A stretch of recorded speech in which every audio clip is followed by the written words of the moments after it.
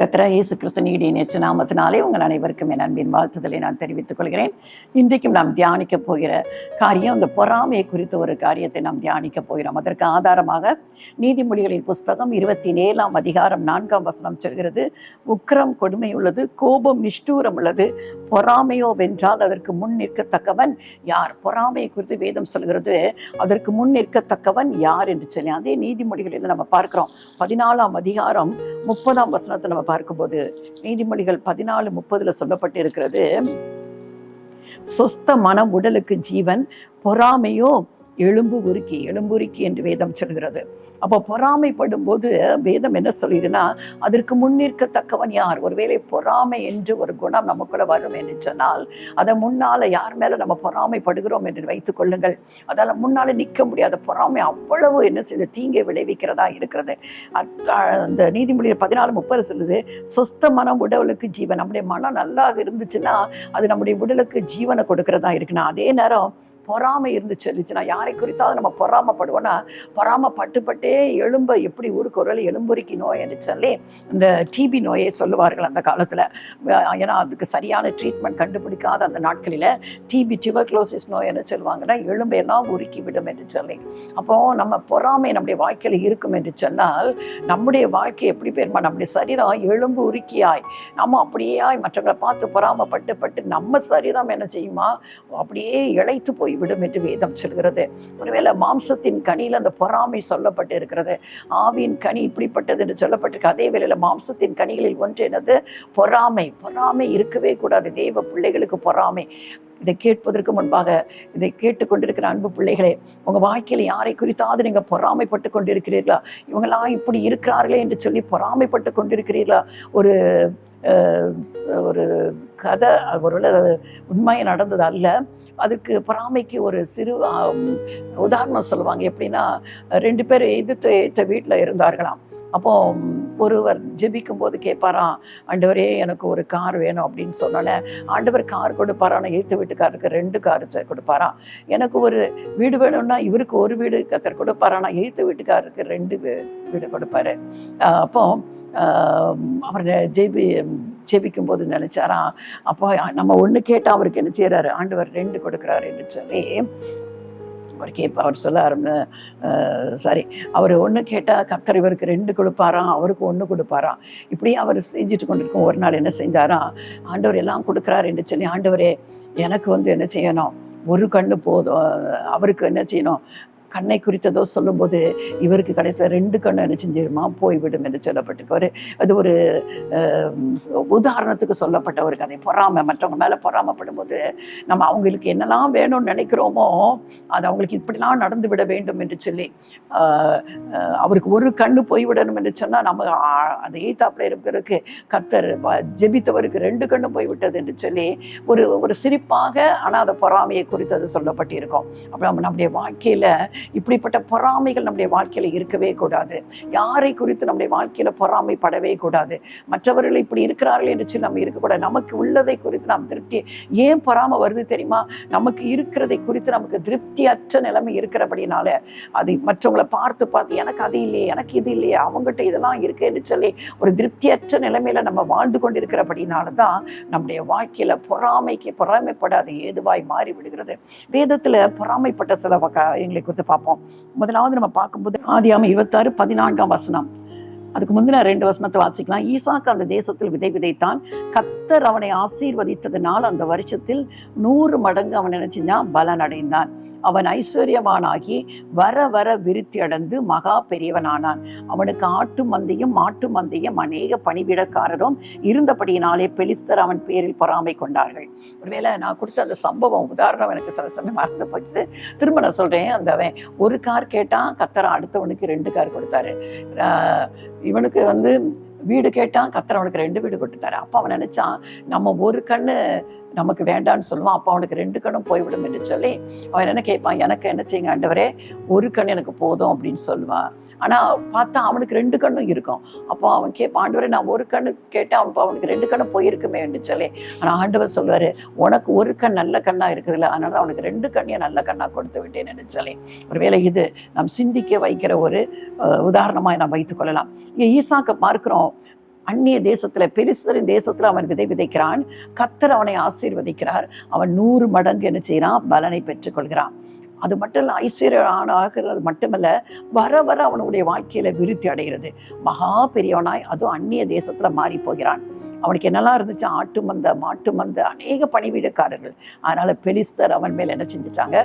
பொறாமை கொள்றாங்க. பொறாமை கொண்டு என்ன செய்யறாங்க தெரியுமா? அவன் துறவு வெட்ட வெட்ட ஒவ்வொரு துறவையும் என்ன செய்யறாங்க?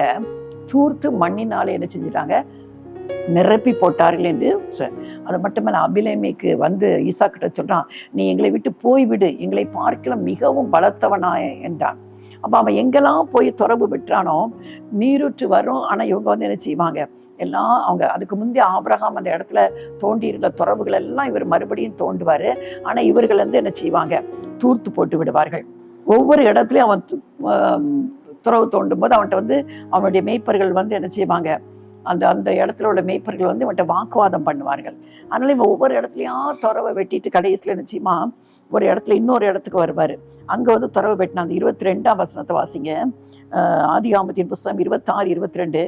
பின்பு அவிடம் விட்டு பெயர்ந்து போய் வேறொரு துறவை வெட்டினான். அதை குறித்து அவர்கள் வாக்குவாதம் பண்ணவில்லை. அப்பொழுது அவன், நாம் தேசத்தில் பழுகும்படிக்கு இப்பொழுது கர்த்தர் நமக்கு இடம் உண்டாக்கினார் என்று சொல்லி அதற்கு ரெகோபோத் என்று பெயரிட்டான். ஒரு ஸ்டேஜில் அவங்களும் பார்த்து பார்க்குறாங்க, ஒவ்வொருத்தரையும் வாக்குவாதம் பண்ணுறாங்க, தூர்த்து போடுகிறாங்க.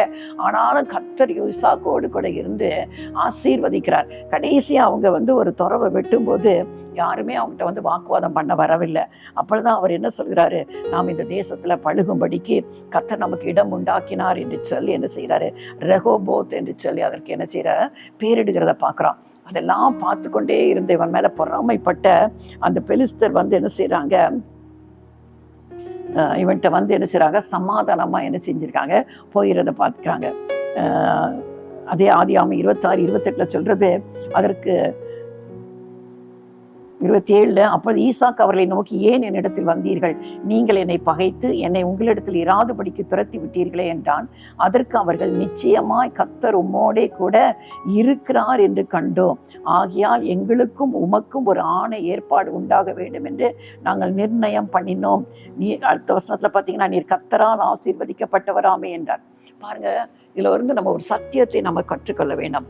தேவ பிள்ளைகளுக்கு விரோதமாக எத்தனை பொறாமை எழும்பினாலும் நாம் கர்த்தர் நம்மோடு இருக்கிற பட்சத்தில் கர்த்தர் என்ன செய்வார்? ஒரு ஸ்டேஜ் வரைக்கும் என்ன செய்வார்? அது அவங்க கையில் நம்ம ஒப்பு கொடுப்பார். அவங்க நம்ம செய்கிறதுக்கெல்லாம் அவங்க எதிர்த்து கொண்டு இருப்பாங்க. ஆனால் ஒரு ஸ்டேஜ் வந்தப்பறம் அவங்களால எதிர்த்து நிற்கவே முடியாது. கர்த்தர் நம்மை ஆசீர்வதிக்க ஆரம்பிப்பா.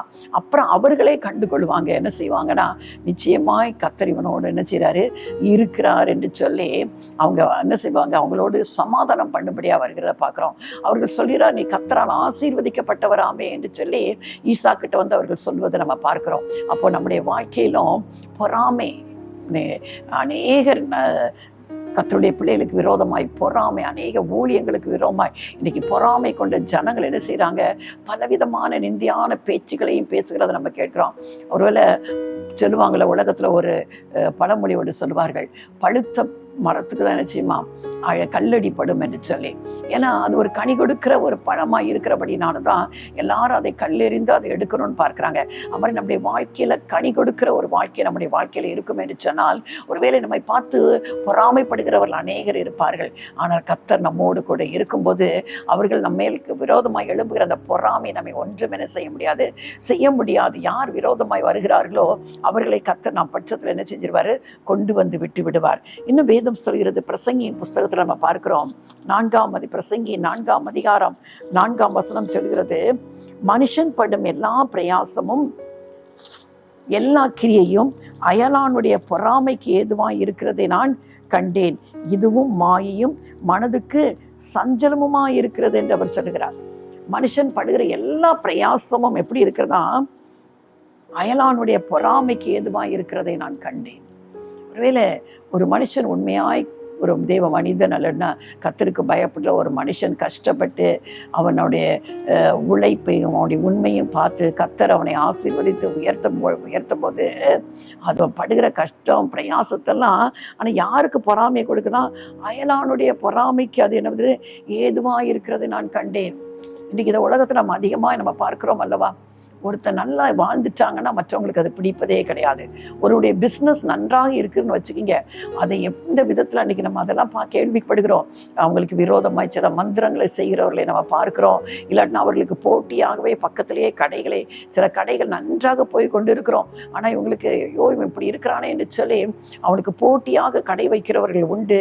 வியாபாரங்களுக்கு பிஸ்னஸுக்கு விரோதமாக இப்படி அநேக காரியங்களை செய்கிற மக்களை நம்ம பார்க்கிறோம். ஏன்னா வேதம் திட்டமாய் சொல்கிறது, ஒரு மனுஷன் படுகிற பிரயாசம் அவன் செய்கிற எல்லா கிரியையும் மற்றவர்களுடைய பொறாமைக்கு ஏதுவாக இருக்கிறதை கண்டேன்.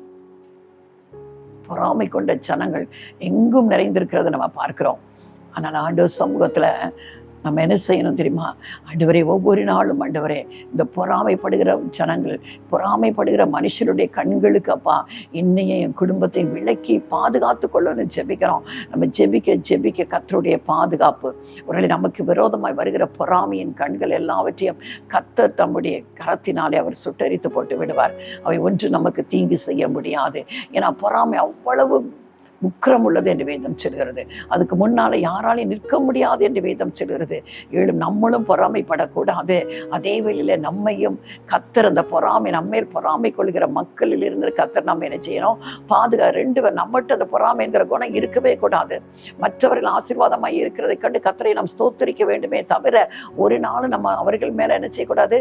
பொறாமை என்கிற எண்ணம் நமக்குள் துளியை வந்து விடக்கூடாது. ஒருவேளை இதை கேட்டுக்கொண்டிருக்க தேவ பிள்ளைகளை, நீங்கள் யாரை குறித்தாவது இன்னைக்கு பொறாமைப்பட்டு கொண்டிருக்கிறீர்கள், தயவு செய்து அந்த எண்ணத்தை அது மாம்சத்தின் கிரியை என்று வேதம் சொல்கிறது. அப்படிப்பட்ட எண்ணங்கள் உங்களுக்கு இருக்க வேண்டாம். ஒருவேளை நீங்க படுகிற பொறாமையினாலேயே அநேக நேரம் உங்களுக்கு உண்மையாகவே வர வேண்டிய ஆசீர்வாதம் இன்னைக்கு தடைப்பட்டு நிற்கிறது. உங்களை ஆராய்ந்து பாருங்க. என் வாழ்க்கையில யாரை குறித்தாவது நான் பொறாமைப்பட்டு கொண்டிருக்கிறேன்னா தயவாக என்னை மன்னித்து விடுங்கள் என்று சொல்லுங்க. கர்த்தர் உங்களை ஆசீர்வதற்கு அவர் உண்மை உள்ளவராக இருக்கிறார். உங்க பொறாமை தான் அந்த ஆசீர்வாதத்தை உங்களுக்கு கொண்டு வராதபடி ஒருவேளை தடை செய்து கொண்டு இருக்கலாம். அதனால பொறாமை இருக்கிற அந்த குணத்தை நம்மை விட்டு எடுத்து போட்டுவிடும். அதே நேரம் மற்றவங்களை குறித்து பொறாமைப்படவே கூடாது. நம்மளும் யாரை குறித்து பொறாமைப்படக்கூடாது. அதே நேரம் மற்றவர்கள் ஒருவேளை நாம் கர்த்தருடைய பிள்ளைகளாய் வாழ்ந்து கொண்டிருக்கும் போது அநேகர் நம்மை குறித்து பொறாமைப்படலாம். ஆனால் அந்த நேரத்தில் ஆண்டவருடைய பாதுகாப்பு நமக்கு தேவை. வேதத்தில் சொல்லப்பட்டதை வைத்தே நம்ம ஜெபிக்கணும். பொறாமையோ வென்றால் அதற்கு முன்னிக்கத்தவன் யார் என்று சொல்லப்பட்டிருக்கிறது. பொறாமையோ எலும்புரிக்கி என்று உங்களுடைய வேதம் சொல்கிறது அல்லவா? இந்த காரியத்திலிருந்து என்னையும் என் குடும்பத்தையும் நீங்க பாதுகாத்துக் கொள்ளுங்க என்று சொல்லி எப்பொழுதுமே ஜெபிக்கும் போது வேத வசனத்தை கொண்டு நீங்க ஜெபித்தீர்கள் என்று சொன்னால் கர்த்தர் நமக்கு பதில் கொடுக்கிற தேவனாய் இருக்கிறார். அது மட்டுமல்ல, இன்னொரு காரியத்தை நம்ம பார்க்கலாம். அந்த பொறாமையில மத்தேயு எழுதின சுவிசேஷம் 27ஆம்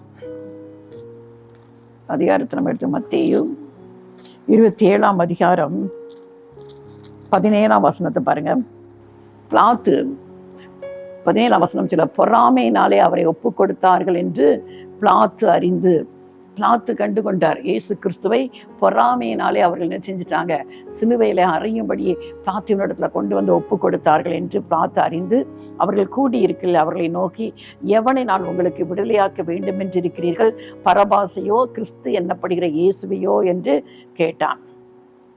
அந்த 20ஆம் வசனம் சொல்கிறது, பரபாசை விட்டுவிட கேட்டுக்கொள்ளவும் இயேசுவை கொலை செய்விக்கவும் பிரதான ஆசாரியரும் மூப்பரும் ஜனங்களை என்ன செஞ்சிட்டாங்க? ஏவி விட்டார்கள். அப்போ பாருங்க, பிரதான ஆசாரியரும் மூப்பரும் அவங்களுக்கு இயேசுவை கண்டு பொறாமை. ஏன்னா ஜனங்கள் எல்லாம் இவனுக்கு பின்னாலே செல்கிறார் என்று சொல்லி என்ன செய்கிறாங்க? ஒன்றுமே செய்ய முடியல. எல்லாருமே இயேசுவை நம்பி பின்னுக்கே போகிறார் என்று சொல்லி ஏனென்று சொன்னால் இவர்களால் தலைமைத்துவ பொறுப்பில் இருக்கிறவர்கள் பிரதான ஆசாரியர்களும் மூப்பர்களும் அவர்களுக்கு அதை இயேசுவை ஏன்னா இயேசு கிறிஸ்து போகிற இடமெல்லாம் அற்புதங்களை செய்கிறார். மனதுருக்கம் உள்ளவராக வியாதிப்பட்டவர்களை சுகமாக்குறத பார்க்கிறோம். அவருடைய வாயிலிருந்து பெறப்படுகிற வார்த்தைகள் கிருபை நிறைந்த வார்த்தைகளாக இருக்கிறது. அநேக ஆலோசனைகளை சொல்லி தேவனுடைய ராஜ்யத்துக்கு அவர்கள் தகுதியுள்ளவர்களை மாற வேண்டும் என்று சொல்லி அவர் பிரசங்கிப்பதெல்லாம் பார்க்கும்போது இவர்களால் ஏன்னா ஒவ்வொரு முறையும் இவர்களை என்ன செய்ய கடிந்து கொள்கிற பார்க்கிறார். வெள்ளை அடிக்கப்பட்ட கல்லறையிலே என்று சொல்கிறதெல்லாம் பார்க்கலாம். மற்றவங்களுக்கு பிரசங்கிக்கிற நீங்க என்ன செய்ய? குருடர் வழிகாட்டுகிற குருடராக இருக்கிறீர்கள் சொன்னீங்க. நீங்களும் பரலோக ராஜ்யத்துக்கு போக மாட்டீங்க. போக வர்றவங்களுக்கும் அந்த திறவுகளை மூடி வைத்து விடுகிறீர்கள் என்று சொல்லி இப்படியாய் அவர்கள் செய்கிற அக்கிரமத்தை குறித்து அவர் அவர்கள் கடிந்து கொள்கிறதெல்லாம் நாங்கள் பார்க்கிறோம். இதெல்லாம் பார்த்து பார்த்து அவர்களுக்கு என்ன செய்யுது? இயேசு கிறிஸ்துவின் மேலே ஒரு பொறாமை வர ஆரம்பிக்கிறது. இவன் தன்னை தேவனுடைய குமாரன் என்று சொல்கிறானே என்று சொல்லி பொறாமைப்பட ஆரம்பித்து கடைசியாக சூழ்ச்சி பண்ணி யூதாஸின் மூலம் என்ன செய்யற? அவரை காட்டு கொடுக்கும்படியாய் 30 வெள்ளி காசை யூதாஸுக்கு கொடுத்து அவரை காட்டி கொடுக்கும்படியாய் அவருக்கு முன்பாக போய் சாட்சி நிற்பாட்டுற. என்ன சொல்றாங்க? இந்த தேவாலயத்தில் இடித்து அவர் தன்னுடைய சரீரமாகிய ஆலயத்தை சொன்னார். ஆனால் அவங்க என்ன சொல்றாங்க? இந்த தேவாலயத்தை எடுத்து போடுங்க.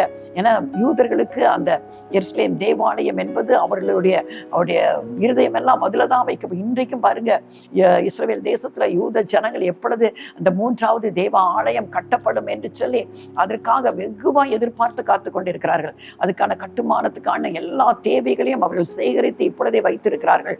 அதனால அந்த ஆலயத்தின் மேல் அவங்க அவ்வளவு வைராக்கியமாக இருப்பார்கள். ஆனால் ஆண்டவர் சொல்கிறார், தன்னுடைய சரீரமாகிய ஆலயத்தை அவருக்கு 3 நாள் இதை இடித்து போடுங்க, 3 நாளைக்குள்ள இதை நான் திரும்ப எழுப்புவேன் என்று சொல்றார். ஆனால் இதை ஒரு காரணம் காட்டி இப்படி பலவிதமான காரியங்களை அவருக்கு விரோதமாய் அவருக்கு பேசி என்ன செய்றாங்க? ஒரு பொறாமையினாலே நிறைந்தவர்களாய் அவரை என்ன செய்றாங்க? மரண ஆக்கினைக்குள்ளாக அவர்கள் ஒப்பு கொடுத்தார்கள் என்று பார்க்கிறோம். இயேசு கிறிஸ்துவை சிலுவையில அறையும்படி என்ன செய்யறாங்க? ஒப்பு கொடுக்கறத நம்ம பார்க்கிறோம். அப்ப பாருங்க, ஒரு பொறாமை ஒரு மனுஷனை எங்க வரைக்கும் கொண்டு போயிருதுன்னு சொன்னா, கொலை செய்யும்படியாய் அவருடைய ஜீவனை எடுக்கும்படியா என்ன செஞ்சிருது? இன்னைக்கு கொண்டு போய் விடுகிறது. நம்முடைய வாழ்க்கையில் இப்படிப்பட்ட காரியங்களுக்கு ஒரு நாள் நம்ம என்ன செய்யக்கூடாது? இடம் கொடுத்து விடவே கூடாது. நிறைய பேர் அதான் வேதம் சொல்கிறது, உன் சத்துரு விழும்போது நீ என்ன செய்யாத, அதை குறித்து சந்தோஷப்படாத என்று சொல்லி. அநேக நேரம் நம்மளை பொறாமை நிமித்தம் அந்த சத்துரு எப்போ விழுந்து போவான் என்று சொல்லி அதையே நோக்கி கொண்டிருக்கிற ஜனங்கள் இருக்கிறாங்க. நமக்கு விரோதமாக இருக்கிறவர்கள் ஒன்றுமில்லாமல் போய்விட வேண்டும் என்று சொல்லி நினைக்கிற மக்கள் இருக்கிறாங்க. நமக்கு அப்படிப்பட்ட கர்த்தருடைய பிள்ளைகளாக இருக்கிற நமக்கு அப்படிப்பட்ட எண்ணங்கள் எல்லாம் ஒரு நாளும் இருக்கக்கூடாது. யாரை குறித்து நமக்கு பொறாமையின் எண்ணங்கள் வரவே கூடாது. வேதத்தில் நம்ம பார்த்த இந்த காரியங்கள் மூலம் நம்ம கற்றுக்கொள்ள வேண்டும். முதலாவது நம்ம அறிந்து கொள்ள வேண்டியது, பொறாமை இருக்கும் என்று சொன்னால் அதற்கு முன்பாக யாரும் நிற்க முடியாது என்பதை நம்ம என்ன செய்யணும்? அறிந்து கொள்ள வேண்டும். 2வது, பொறாமை எழும்புருக்கி. ஒருவேளை அந்த பொறாமைப்படுகிறதுனாலேயே நம்முடைய சரீரத்தை நமக்கு எடுத்து விடுகிறோம். அது நம்முடைய எலும்பை உருக்குற, எப்படி ஒரு டியூபர்குலோசிஸ் வியாதி எலும்பை உருக்கி போடுகிறது நம்முடைய சரீரத்தில். அந்த பொறாமையை நிமித்தம் என்ன செய்யலாம்? அநேக வியாதிகள் வருவதற்கு நம்முடைய இந்த பொறாமையை நம்முடைய வாழ்க்கையில் என்ன செஞ்சிடலாம்? காரணமாக இருக்கலாம். நாம் பார்த்தது போல ஈசாக்கினுடைய வாழ்க்கையில அவன் அந்நிய தேசத்துல, அது அந்நிய ஜனங்கள் மத்தியில அந்த பஞ்ச காலத்துல அவன் விதை விதைக்கிறான். கர்த்தர் அவனோடு கூட இருக்கிறபடினால கர்த்தர் அவன் 100 மடங்கு ஆசீர்வாதத்தை பெற்றுக்கொள்ளும்படியாய் கர்த்தர் அவனுக்கு அனுகிரகம் செய்தார். அப்ப அந்த மக்கள் பார்க்குறாங்க, நம்ம தேசத்துல இன்னொரு தேசத்தா நம்ம தேசத்துல பஞ்ச காலத்துல நாமெல்லாம் பஞ்சத்துல கஷ்டப்பட்டு கொண்டு இருக்கிறோம். நம்முடைய நிலங்கள் எல்லாம் என்ன செய்யல? விளைச்சலை கொடுக்கவே இல்லை. ஆனா இவன் ஒரு அந்நிய தேசத்தான், இவன் ஒரு இஸ்ரவேல் தேசத்தான். நம்முடைய தேசத்துல அவன் விதை விதைத்தது மட்டுமல்ல, அது பஞ்ச காலமா இருக்கிறது. அந்த காலத்துல கூட அவன் 100 மடங்கு பலனை பெற்றுக்கொண்டானே என்று சொல்லி அவனுக்கு ஆடு மாடுகள் மந்தைகள் பெருகி இருக்கிறது, வேலைக்காரர்கள் பெருகி இருக்கிறாங்கன்னு பார்த்து அவனை குறித்து என்ன செய்றாங்க? பொறாமை கொண்டார்கள் என்று சொல்லி பார்க்கிறோம். நம்முடைய வாழ்க்கையிலும் மற்றவர்களுக்கு இப்படிப்பட்ட காரியங்கள் நடைபெறும் போது நாம் ஒரு நாளும் பொறாமைப்படக்கூடாது. நிறைய பேர் பாருங்க, ஈசாக்கின் வாழ்க்கையில நடந்தது போல அவன் செய்கிற காரியம் எல்லாவற்றையும் என்ன செய்றாங்க? தண்ணி தேவைக்காக அவன் தோண்டுகிற துறவுகள் எல்லாம் என்ன செய்றாங்க? தூர்த்து போட்டுறாங்க. பாருங்க, ஒருவேளை அவன் காலையில தோண்டி வைத்துட்டு போயிருப்பான், இரவுல என்ன செய்யறாங்க? மண்ணுனால போட்டு அதை நிரப்பி அதை தூர்த்து போட்டு விடுகிறாங்க. பாருங்க, உடனே அடுத்த இடத்துல போய் அவங்க கூட வாக்குவாதம் பண்ணுவதே கிடையாது. அடுத்த இடத்துல போய் என்ன செய்யறாரு? தோன்றுறாரு. அங்கேயும் வாக்குவாதம் பண்ண ஆரம்பிங்க, சண்டை போடுறாங்க. இப்படி போய் கடைசியில் கர்த்தர் அவங்களுக்கு என்ன செஞ்சாரு? அவங்களெல்லாம் அவங்களை விட்டு விலக்கி பாருங்க, கர்த்தர் ஒரு பெரிய ஆசீர்வாதத்தை ரெகோபோத், அதான் சொல்றாரு, கர்த்தர் நமக்கு பெருகும்படி நமக்கு இடம் உண்டாக்கினார் என்று சொல்லி ரெகோபோத். நீங்களும் மற்றவங்களுக்கு விரோதமாய் பொறாமைப்பட்டாங்கன்னா இதை ஞாபகத்துல வைத்துக் கொள்ளுங்க. அநேக ஜனங்கள் நம்ம செய்கிற பிரயாசங்களை எப்படியாவது கெடுத்து போட்டு விட வேண்டும் என்று சொல்லி நமக்கு பின்னாலே இருந்து சதி செய்து கொண்டிருக்கலாம். ஒருவேளை நம்ம கூட நம்மள நம்பி இருக்கிறவங்களே நமக்கு விரோதம் போற வெளியே நம்ம கூட பேசும்போது அப்படி நம்மளை நேசிக்கிறவர்களை போல அவர்கள் காண்பிக்கலாம். ஆனா அவங்க உள்ள முழுவதும் நம்ம மேல பொறாமையினால நிறைந்து இருக்கும். இவனுக்கு எப்போது எது சம்பவிக்கும் என்று சொல்லி ஆவலோடு பார்த்து கொண்டு இருப்பார்கள். ஆனா நம்ம என்ன செய்யணும்? அவங்க செய்யற என்ன காரியமா இருந்தாலும் ஈசாக்கை போல எந்த இடத்திலும் ஈசாக்கு அவர்களோடு வாக்குவாதமோ வேற எதுக்கும் போனான் என்று சொல்லப்படவே இல்லை வேதத்தில். அவன் எல்லாவற்றிலும் விட்டு கொடுத்துட்டே தான் வர்றான். நீங்கள் கவலைப்படாதீங்க, நம்ம விட்டு கொடுப்பதனால கெட்டு போவதே இல்லை. எத்தனை தான் நமக்கு விரோதமாய் மற்றவர்கள் செய்தாலும் நம்ம அமைதியாக இருக்கும்போது கர்த்தர் நமக்காக யுத்தம் பண்ணுகிற தேவனாக இருக்கிறார். பாருங்க, ஒரு ஸ்டேஜ் வந்த பிறகு கர்த்தர் ஒன்றுமே அவர்களால் ஒன்றுமே செய்ய முடியவில்லை. ஏன்னா கர்த்தர் அவனை அப்படியாய் ஆசீர்வதித்து பெருக பண்ணுகிறத பார்க்கிறோம். பிறகு பார்க்குறாங்க, ஐயோ நம்ம இவன் மேலே பொறாமப்பட்டு எந்த பிரயோஜனமே இல்லை என்று சொல்லி யார் பொறாமப்பட்டார்களோ அவர்களே வந்து அவனோடு என்ன செய்கிறாங்க, நாங்கள் உங்களோடு உடன்படிக்கை பண்ண விரும்புகிறோம் என்று சொல்லி ஈசாக்கோடு அவர்கள் வந்து என்ன செஞ்சாங்களாம், உடன்படிக்கை பண்ணினார்கள் என்று வேதம் சொல்கிறது. எவர்கள் நமக்கு விரோதமாக தான் வேதம் சொல்கிறது, எவர்கள் உனக்கு விரோதமாய் வருவார்களோ அவர்கள் உன் பட்சத்தில் வருவார்கள் என்று வேதம் சொல்கிறது. அப்படியாய் அவன் பட்சத்தில் அவர்கள் வரும்படியாய் கர்த்தர் கிருபை தந்தார். அதனால் யாரும் உங்களை குறித்து பொறாமைப்படுகிறார்களே என்று சொல்லி கலங்காதீங்க. அந்த காரியத்தை கர்த்தர் கரத்தில் கொடுத்து விடுங்க. ஆண்டவரே, காரணம் இல்லாமல் என் மேலே பொறாமைப்பட்டு கொண்டே இருக்கிறாங்கப்பா, இதை நீங்கள் பார்த்து நீங்களை காத்துக்கொள்ளுங்கள் என்று சொல்லி ஆண்டவர் சமூகத்தில் அவங்களுடைய காரியத்தை நீங்கள் சொல்லும் போது கர்த்தர் அவர்கள் மத்தியில் உங்களை உயர்த்துகிற தேவனாய் இருக்கிறார். பிரசங்கி சொல்வது போல நாம் செய்கிற ஒவ்வொரு காரியமும் அயலான் நம்ம வைக்கிற பொறாமைக்கு அது ஏதுவாக இருக்கிறது. கவலைப்படாதீங்க. எந்த காரியத்தை நீங்கள் செய்தாலும், ஆண்டவரே இந்த காரியத்தை செய்கிறேன் ஆண்டவரே, உங்களுடைய தயவுள்ள கரம் அதன் மேலே இருந்தப்பா, நீங்கள் என்னை ஆசீர்வதிங்கப்பா, அயலானுடைய பொறாமைக்கு என்னை காத்துக்கொள்ளுங்கள் என்று சொல்லி நீங்கள் ஜெபித்து விட்டு செய்யுங்க. அந்த பொறாமை உங்களை ஒன்றும் செய்ய முடியாது. இயேசு கிறிஸ்துவே அவர்கள் பொறாமையினாலே நிறைந்தவரை மரணத்திற்கு ஒப்பு கொடுத்தார்கள். அப்போ அந்த பொறாமை கொலை செய்கிற அளவுக்கு பாருங்க, இன்னைக்கு உலகத்தில் எத்தனை கொலைகளை நம்ம பார்க்குறோம். அப்போ அதை பொறாமை என்ன செஞ்சு விடுகிறது தெரியுமா? கொலை செய்கிற அளவுக்கு என்ன செய்யுது, மனுஷனை கொண்டு போய் விட்டு விடுகிறது. நம்ம நிறைய செய்திகளை பார்க்கல. இளைஞர்கள் யாராவது ஒரு பெண்ணை விரும்புவார்கள், திரும்ப வேற இன்னொரு இளைஞன் அந்த பெண்ணை விரும்பினா என்ன செய்தா, இந்த இளைஞன் என்ன செய்கிறான், போய் அவனை என்ன செய்கிறான், பொறாமை கொண்டு அவனை கொன்று போடுகிற இப்படிப்பட்ட காரியங்களெல்லாம் நம்ம பார்க்குறோம். மக்களுக்கு நீங்கள் பாருங்கள், எதன் மெதலாமோ பொறாமை வந்து விடுகிறது. இப்படிப்பட்ட காரியங்களுக்கு கர்த்தர் நம்மை விலக்கி காத்துக்கொள்ள வேண்டும். ஒருவேளை இதை கேட்டுக்கொண்டிருக்கிற தெய்வ பிள்ளைகளே, நம்ம வாழ்க்கையை இன்றைக்கு சோதித்து பார்ப்போம். நம்முடைய வாழ்க்கையில் இப்படிப்பட்ட பொறாமை என்கிற குணம் இருக்கும் என்று சொன்னால் ஆண்டவர் சமூகத்தில் நம்ம ஒப்பு கொடுப்போம்.